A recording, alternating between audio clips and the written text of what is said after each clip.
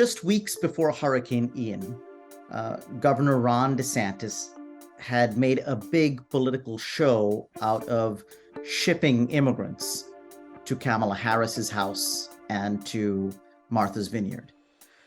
Weeks later, when Hurricane Ian hit his state, then Governor DeSantis suddenly needed immigrants. In fact, many of the same immigrants he had shipped out to come back to Florida to help rebuild. And they came by the thousands. I've met them. Migrant workers from Mexico, from Haiti, from Venezuela, and many other countries are playing a crucial role in reconstructing areas devastated by Hurricane Ian. What I've seen again and again is tragedy makes people change their minds about all kinds of things. As climate disasters have become more frequent and more destructive, a workforce has come together that rebuilds after hurricanes, floods, and fires. When they roll into town, everybody breathes a sigh of relief and recovery starts in earnest. Right now, this is a migrant transitory workforce. Resilience Force represents those workers. We protect them, we train them, we make sure they're equipped and secure and safe as they rebuild American cities after climate disaster. I usually ask workers how many of them have worked one hurricane or two or three or four. Most have worked close to 10.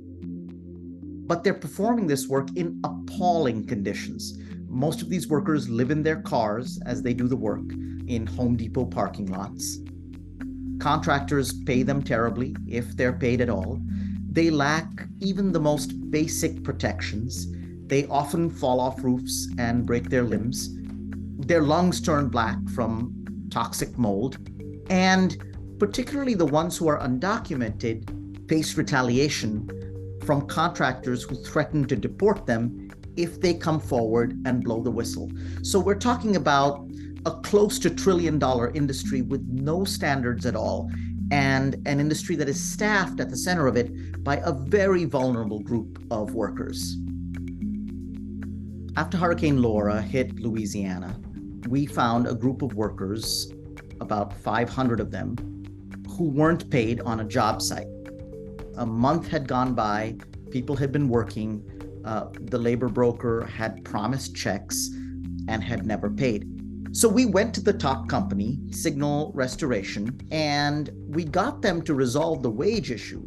But this company also understood that they also want a reliable supply of workers. That means workers who are skilled and, because they're treated well, come back to the industry season after season.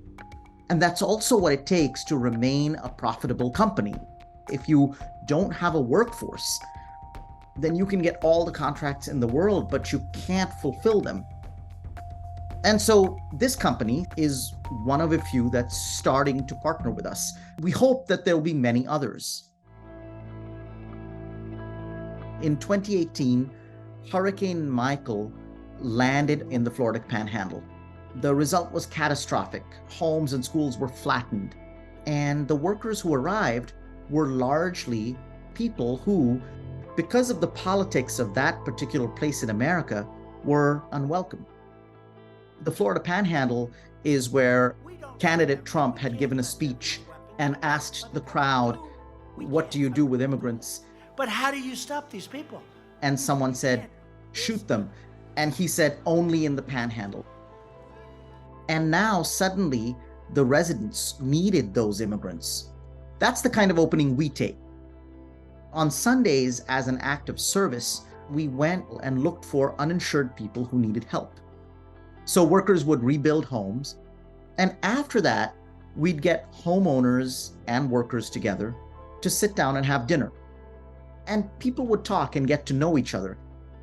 And I think that we started to see how residents overcame their mistrust of strangers, started to overcome their questions about who these immigrants were. If that could be done all over America, I think it would dispel some of the polarization that we have, create bonds across divides that are much needed today. I think of disasters as openings to go in and build these kinds of bonds.